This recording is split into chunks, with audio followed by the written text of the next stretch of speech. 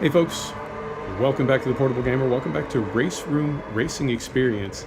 And this is a little bit of P2 racing from the Shanghai Formula 1 circuit, but it's in the WTCC configuration, so slightly different. And we're in, this is I think it's a fantasy car. It's called the DMD P21. And when we come around, I recorded this in-car, not live, but I recorded it in-car. And when we come around the start-finish, you'll see the competition. Some of them will have the Radical logo, some of them will have the Chevy logo for the Daytona Corvette prototype, and we have the RaceRoom logo for our brand, for our car brand. So, and when I Googled it, I didn't find the DMD P21 anywhere as a real-life car. So I think it could be one of those deals where, you know, they didn't get the licensing for the real car, so they changed a few things around and gave it its own name and called it their house brand. But yeah, P2 racing. The P1s, I don't know. I love them, but I just don't know if I can really drive one adequately with the gamepad. I feel like that's almost a steering wheel and pedals only kind of car. But I wanted to do a quick video today. I'm continuing to look for the best race sim AI, and I think this is it. I really do. I've got it set to the adaptive AI, and I don't know how much longer I'm going to leave it set there. Not that there's anything wrong with that setting, but I just feel like it's too adaptive. I feel like it's too accommodating, and I think I'm actually going to have to go with a percentage AI setting pretty soon, and I imagine it's going to start with probably 90 or 100, and I think that's going to suit me just fine. But man, I'm really liking the way these cars compete against you, the way they drive. They are, on the adaptive setting, they're just the right balance of aggressive and realistic, I guess, you know, that they don't necessarily do crazy stupid things, and that's how real drivers are, particularly in endurance racing. So I'm really digging it. I like this track too. I put in a ton of laps on this track in F1 2017 and F1 2018, obviously in the F1 configuration, and I really like it. It's an odd track. It's got two changing radius turns, that one coming off the front straight, decreasing radius, and then the one going onto, I guess you'd call it the back straight or the middle straight. I don't know, but that one is increasing radius, and it's really it's a fun track. It's a tricky one to solve, but it's a fun track. But back to the AI. Yeah, I love that with the AI in the sim, you can actually race them rather than trying to trick them or outsmart them.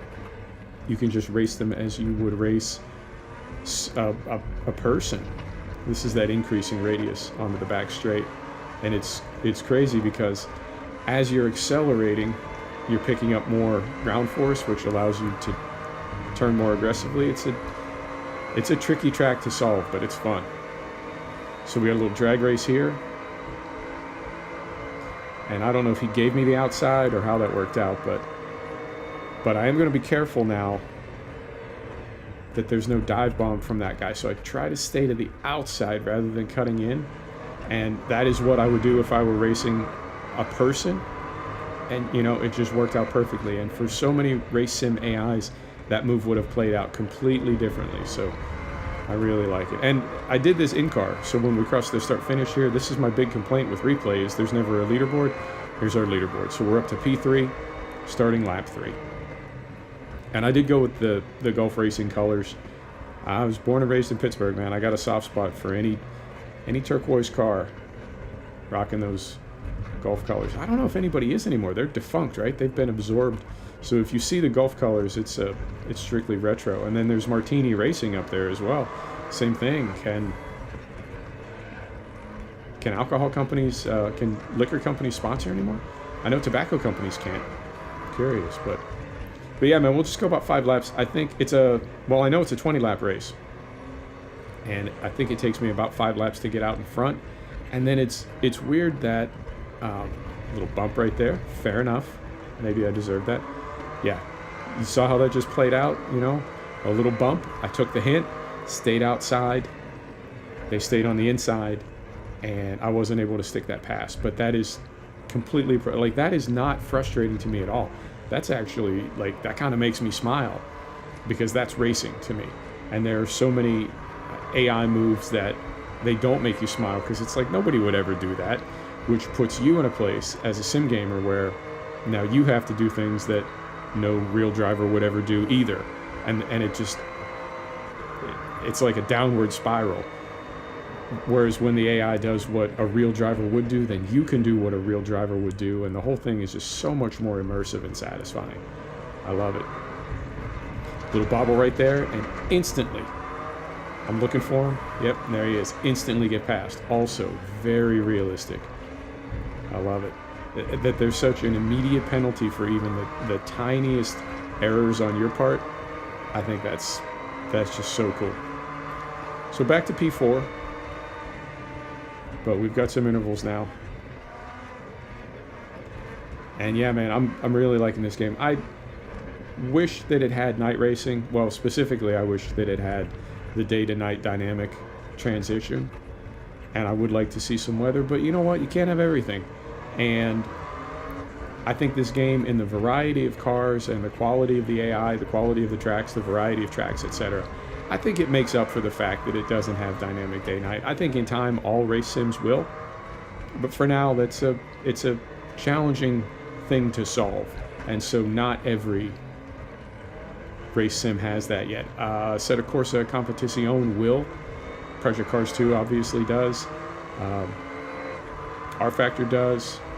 I believe in time RaceRoom will, and iRacing is about to.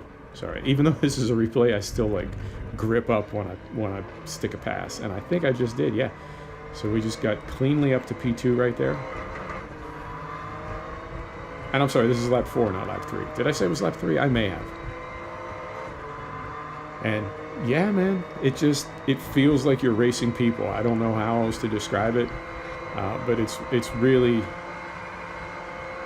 cool. And what I'll probably do, yeah, I think this is. We're in P1 and we stick this one, so I'll call it here. We're at about 7.5 minutes. I'll call it here, but then I'm going to edit onto the end of this an external view of one lap, and we'll call it. So, folks, thanks for stopping back to check out The Portable Gamer. Thanks for joining us for another episode of a RaceRoom Racing Experience. And this is from the Shanghai GP circuit configured for WTCC. Too many C's. WTCC. Yeah, that's it. Right on. Thanks, folks. We'll see you next time. Take care now.